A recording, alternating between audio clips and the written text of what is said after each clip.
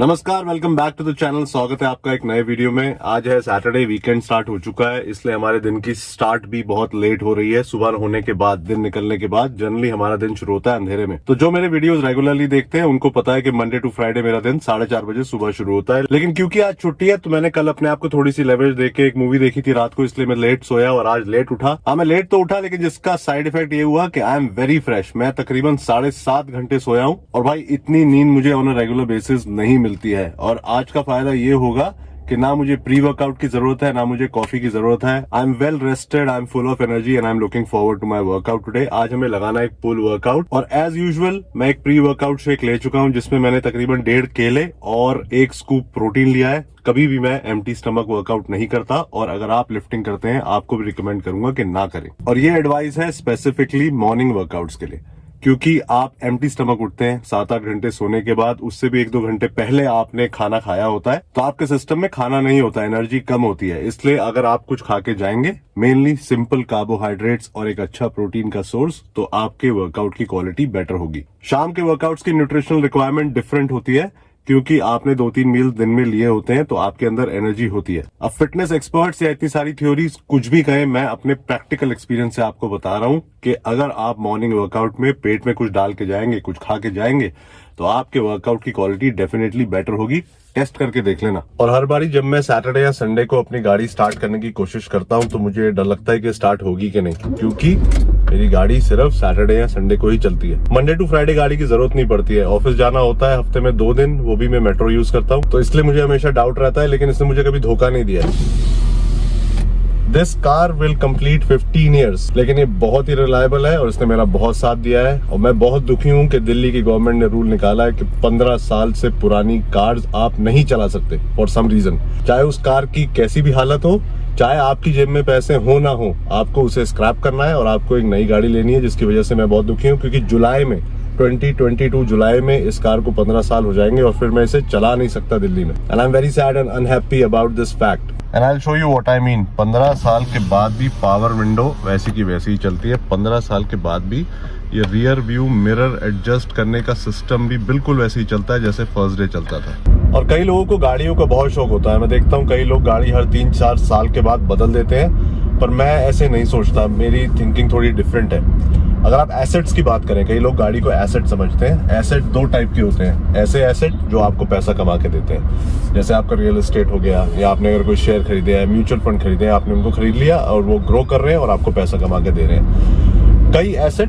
Depreciating assets होते हैं, यानी कि उनकी वैल्यू दिन ब दिन कम होती रहती है। उसकी वजह से आप नुकसान में ही रहते हैं, आपकी वेल्थ कम होती है। और गाड़ी एक ऐसा ही डेप्रिशिएटिंग एसेट है, काफी बड़ा। जिस वक्त आप गाड़ी खरीद के उसे शोरूम से निकालते हैं, उसी वक्त उसकी वैल्यू कम से कम 10% तो गिरी जाती है। इसी वजह से मैं अपना पैसा गाड़ी में लगाने से बहुत डरता हूँ। Car for me is a tool, एक जगह से दूसरी जगह जाने की एक मशीन है बस।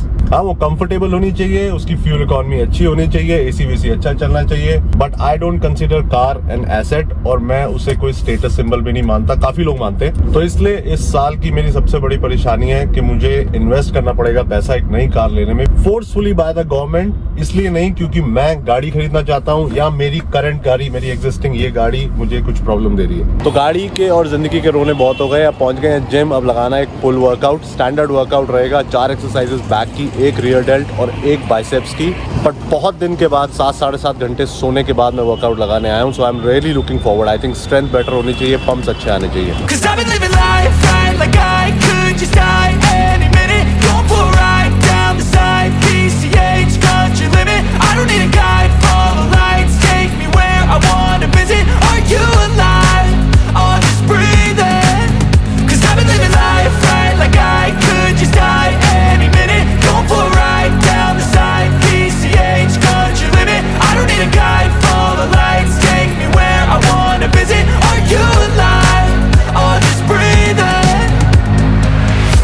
Red lights, driving at night, windowless ride, feeling alive, nothing in sight, forever in flight, follow those lines, we'll make it this time, blurry street lights, work as a guide to memories that we're making tonight, oh yeah, we'll make it tonight, yeah.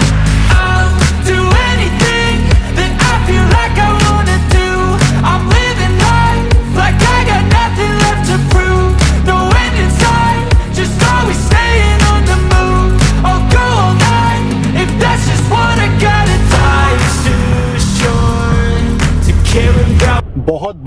बहुत अच्छा पुल workout लगाया आज मैंने, काफी दिनों के बाद बहुत बेहतरीन वर्कआउट था। और बहुत ज्यादा फर्क होता है एक सुबह 5:15 के वर्कआउट में और 8 बजे के वर्कआउट में। यानी कि ऐसा वर्कआउट जिसमें आप 6 साढ़े 6 घंटे सोए हो, और दूसरा वर्कआउट आज की तरह जिसमें मैं 7 साढ़े 7 घंटे आराम से सो के आया हूँ। 4:30 बजे उठ के 5:15 बजे वर्कआउट करने का ड्रॉबैक सिर्फ यही होता है कि आपकी बॉडी प्रिपेयर नहीं होती है। Your body is not ready for workout at that time. आपको पुश करना पड़ता है अपने आप को। और दूसरी तरफ है कि जो नॉर्मल ह्यूमन टाइम होता है उठने का, जैसे कि मैं आज उठा तकरीबन 6:45 बजे और 8 बजे वर्कआउट लगाया, क्योंकि ये नेचुरल टाइम होता है आपकी बॉडी का उठने का और वर्कआउट के लिए रेडी रहने का। तो जो भी ये कहता है ना मैं 4-5 बजे के वर्कआउट बहुत एंजॉय करता हूँ, वो झूठ बोलता है। हम जैसे सारे लोग जो अर्ली मॉर्निंग उठते हैं उनको अपने आप को काफी पुश करना पड़ता है। बहुत ज्यादा मोटिवेशन चाहिए, बहुत ज्यादा फोकस चाहिए, मेंटली आपको बहुत स्ट्रांग रहना है, आपका माइंडसेट बहुत अलग तरीके का होना चाहिए, नहीं तो मॉर्निंग वर्कआउट्स को सक्सेसफुल बनाना इम्पॉसिबल है। तो जो भी मुझे ये कहता है कि मैं आपकी तरह जल्दी उठ के वर्कआउट लगाना चाहता हूँ, मेरी सबसे पहली एडवाइस उनको यही होती है कि आप फिजिकल ट्रांसफॉर्मेशन से ज्यादा मेंटल ट्रांसफॉर्मेशन पे फोकस करो, अपने माइंडसेट पे ज्यादा फोकस करो अर्ली मॉर्निंग वर्कआउट्स के लिए, क्योंकि ये सबसे बड़ी पावर है अगर आपको मॉर्निंग में उठ के अपने वर्कआउट्स को सक्सेसफुल बनाना है। या फॉर दैट मैटर अगर आप कोई भी और पैशन फॉलो कर रहे हो, अगर आप रीडिंग करते हो, राइटिंग करते हो, योगा करते हो, डांस करते हो, कोई भी पैशन आप अर्ली मॉर्निंग अगर फॉलो करना चाहते हो, it all depends on your mind. पर ये थोड़ा लेट वर्कआउट्स का मेरे को ड्रॉबैक भी रहता है, क्योंकि मैं बहुत पैटर्न ड्रिवन आदमी हूँ। मेरे लाइफ में पैटर्न्स हैं। मैं एक फिक्स शेड्यूल पे लाइफ जीता हूँ। एक समय पे उठता हूँ, एक समय पे वर्कआउट करता हूँ, एक समय पे ऑफिस जाता हूँ। You get the point. तो आज वो मेरा जो शेड्यूल है वो हिल गया है, और इसका सबसे बड़ा इम्पैक्ट पड़ता है मेरी डाइट पे, क्योंकि मैं अपनी मील्स पूरी नहीं कर पाता। तो मुझे कम मील्स में उतनी ही कैलोरीज और उतने ही प्रोटीन खाना पड़ता है। तो जो ब्रेकफास्ट जनरली मैं 9 साढ़े 9 बजे करता हूँ, आज वही ब्रेकफास्ट मैं 11 साढ़े 11 बजे करूंगा। और आजकल मैं तकरीबन 2800 कैलोरीज खा रहा हूँ और 160 ग्राम्स ऑफ प्रोटीन टारगेट कर रहा हूँ। और ये हिट करने में मुझे आज थोड़ी सी दिक्कत होने वाली है, क्योंकि एक मील पक्का मिस होगी। तो सुबह से ही हर मील में कैलोरी और प्रोटीन बढ़ा के चलेंगे। तो अब लेंगे अपनी पोस्ट वर्कआउट मील, जो आज के दिन की पहली प्रॉपर मील होने वाली है। जनरली मैं फ्रूट्स लेता हूँ, 100 ग्राम ओट्स लेता हूँ, 1 केला और साथ में 3/4 स्कूप ऑफ प्रोटीन। और जैसे मैं आपको बता रहा था, मुझे कैलोरीज और प्रोटीन बढ़ानी पड़ेगी क्योंकि एक मील कम हो जाएगी मेरी। इस वजह से मैं आधा केला और ऐड करूंगा और 3/4 स्कूप की जगह एक पूरा स्कूप प्रोटीन का लूंगा इसमें मैं। और कैलोरीज बढ़ाने के लिए 1 चम्मच पीनट बटर भी डालेंगे। I generally don't prefer fat in my post workout meal, पर आज ऑप्शन नहीं है तो इसमें एक पीनट बटर का चम्मच डालेंगे, आधा केला एक्स्ट्रा और 0.25 प्रोटीन का स्कूप एक्स्ट्रा।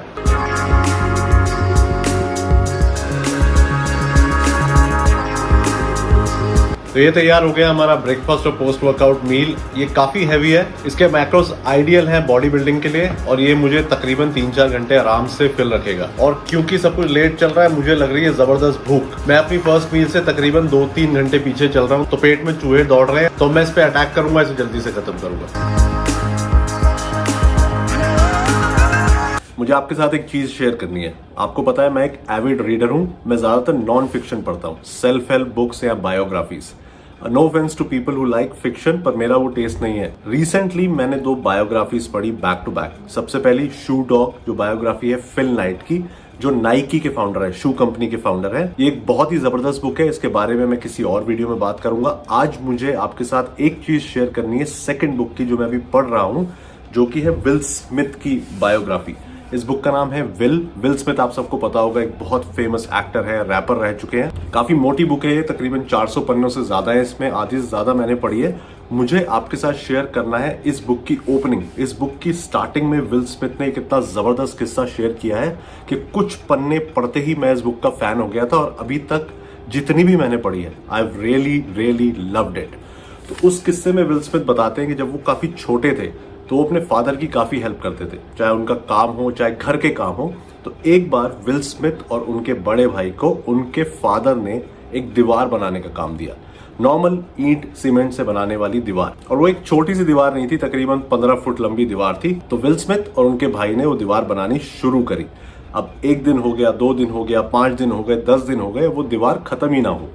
तो विल स्मिथ रोज आए, वो काम करें, और शाम को जब उनका काम खत्म होता था दीवार बनाने का, तो वो रियलाइज करते थे कि बहुत ज्यादा प्रोग्रेस तो उन्होंने करी नहीं है, अभी भी काफी काम बाकी है, जिस वजह से कुछ दिनों के बाद वो काफी ज्यादा डिमोटिवेटेड हो गए। उनका वो दीवार कंप्लीट करने का बिल्कुल मन नहीं था, उनके काम की स्पीड और स्लो हो गई। ये चीज उनके फादर ने नोटिस करी और उन्हें आके बताया कि rather than आप पूरी दीवार को देखो जो आप बनाना चाहते हो, यानी कि जो एंड रिजल्ट है उसे देखने की जगह आप एक टाइम पे एक ईंट पे फोकस करो। Just focus on one single brick and try and put it as perfectly as possible.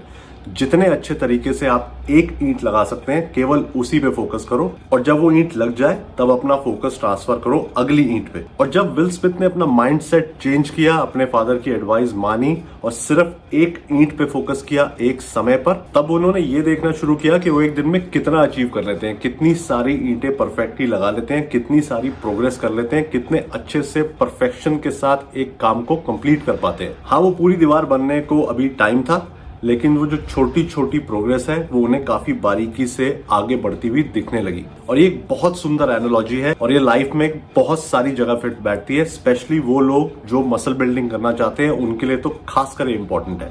अगर आप सीधा अपनी गोल फिजिक की तरफ देखेंगे, अगर आप सिर्फ उसी पे फोकस करेंगे कि आप कैसे दिखना चाहते हैं, कि आपको 16 इंच का बाइसेप चाहिए या आपको 44 इंच की चेस्ट चाहिए, तो आप एक टाइम के बाद डिमोटिवेटेड जरूर हो जाएंगे, क्योंकि मसल बिल्डिंग एक बहुत स्लो प्रोसेस है। लेकिन अगर आप सिर्फ एक ईंट पे फोकस करते हैं, मतलब एक चीज पे, एक प्रोग्रेस पे, इसका साइकोलॉजिकली आप पे बहुत पॉजिटिव इंपैक्ट पड़ेगा, क्योंकि वो छोटी छोटी प्रोग्रेस आप रेगुलरली नोटिस कर सकते हैं। आप वर्कआउट पे अपना प्रोग्रेसिव ओवरलोड मेजर कर सकते हैं, आप डाइट में अपने प्रोटीन इनटेक को आपने कैसे रेगुलेट किया है वो मेजर कर सकते हैं, आप अपना रेस्ट पैटर्न कैसे डिफाइन कर रहे हैं, आप कितना सो रहे हैं वो मेजर कर सकते हैं, आपने जंक फूड कितना कम किया है, आप कितने ज्यादा होल फूड खाने लगे हैं, ये सब चीजें आप बारीकी से मेजर कर सकते हैं, जो आपको मोटिवेट करेंगी, पुश करेंगी आगे बढ़ने के लिए। कमाल की ओपनिंग भाई, कमाल की ओपनिंग है। विल स्मिथ साहब ने बहुत खूब कहा है, एंड रिजल्ट पे फोकस मत करो, छोटी छोटी प्रोग्रेस को देखते रहो, मेजर करते रहो। प्रोग्रेस करना जरूरी है, एक ईंट पे फोकस करो एट अ टाइम, उसे अच्छे से लगाओ, जितने अच्छे से लगा सकते हो, आगे बढ़ो और फिर अगली ईंट पे फोकस करो, और देखते ही देखते आपकी दीवार बन जाएगी। और अब मुझे लग रही है भूख और टाइम है कुछ खाने का, लेकिन ज्यादा मेहनत का मन नहीं है। सुबह से सिर्फ एक मील खाई है मैंने, एक प्री वर्कआउट के बाद मैंने सिर्फ ओट्स खाए थे, तो इसलिए अब पेट में चूहे दौड़ रहे हैं। और हम बनाएंगे सबसे सिंपल मील, जो कि होती है अंडे और साथ में ब्रेड। क्योंकि मेरा कैलोरी काउंट आज सुबह से काफी कम है, तो मैं होल एग अफोर्ड कर सकता हूं। तो आई थिंक मैं 3 होल एग और 1 या 2 एग व्हाइट का एक ऑमलेट बनाऊंगा, और साथ में 3-4 slice bread.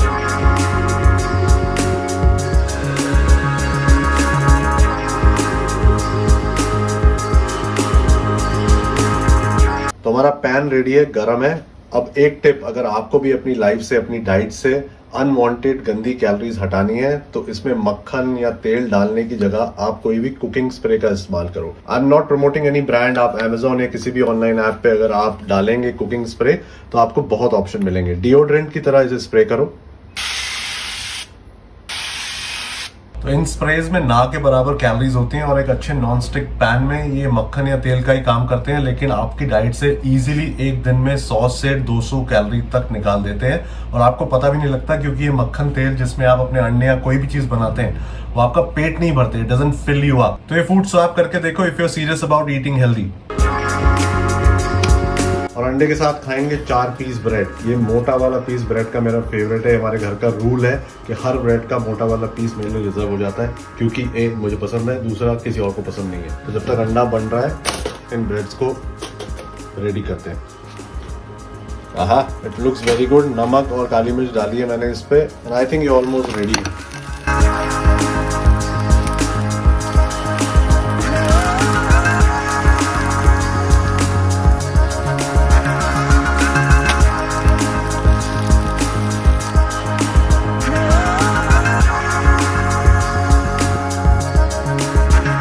And this is what the end product looks like. 2 अंडे ब्रेड के सैंडविच है, इसमें कोई मक्खन कोई चीज नहीं लगाना है।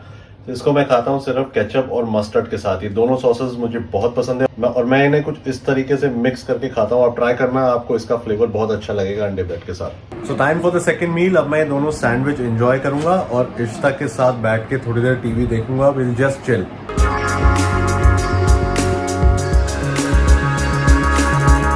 और अब टाइम है हमारी वीकली आउटिंग का।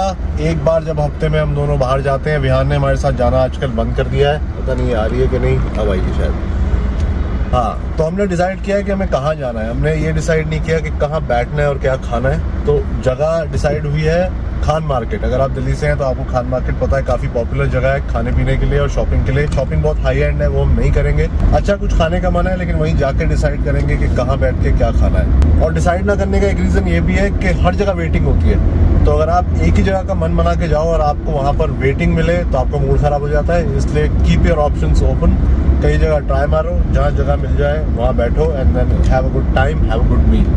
तो आज जब इश्ता जी रेडी होके आई तो मैंने इन्हें कॉम्प्लीमेंट दिया कि ये बहुत क्यूट लग रही है। तो हमेशा लगती है लेकिन आज मैंने कहा ज़रूरत से ज़्यादा क्यूट लग रही है क्योंकि इसके कपड़े बहुत ज़्यादा अच्छे लग रहे हैं। तब मुझे पता लगा कि ये कपड़े तो प्री कोविड टाइम के आए हुए हैं, यानी 2 साल से इन कपड़ों को दबा के बैठे गए थे कि सही टाइम पे इन्हें पहना जाए बाहर जाने से पहले। तो क्या राज है इन कपड़ों को इतनी जल्दी एडवांस में खरीदने का और इन्हें संभाल के रखने का और फिर बाद में पहनने का? जब मैंने लिए थे तब मैं एक्चुअली पतली थी, फिर मैं कोविड में मोटी हो गई, मैं नहीं पहन पाई। तो मोटी तो मुझे तो नहीं लगता तो मोटी हुई थी। थोड़ा सा मैंने वेट गेन किया था, फिर अब फिर लूज किया तो मुझे वापस बस गया। अच्छा, तूने 2 साल तक संभाल के कैसे रखे? क्या प्रिजर्विंग क्राइटेरिया, प्रिजर्विंग प्रोसेस क्या होता है इसका, प्रिजर्व करके रखने का? कुछ नहीं, बस पेट बॉक्सेस में बंद हो जाते हैं। अच्छा, नहीं बट बहुत अच्छा लग रहा है, looking very very nice. We are at Khan market और बड़ा अजीब सा लग रहा है, पहली बार आए हैं। जब ये कोविड नॉर्म्स हट चुके हैं तो कोई भी मास्क में नहीं है हमारे अलावा, सब लोगों के चेहरे दिख रहे हैं, तो it's feeling a little different. खाना खाने से पहले हम आए हैं कॉफ़ी शॉप में, हमारी favourite Blue Tokai. Will have a coffee here और इसके बाद खाना खाने जाएंगे। खाने की जगह भी डिसाइड हो गई है, सोडा बॉटल ओपनर वाला आई थिंक पूरा नाम है। ये पारसी खाना है, it's good food but little spicy and oily.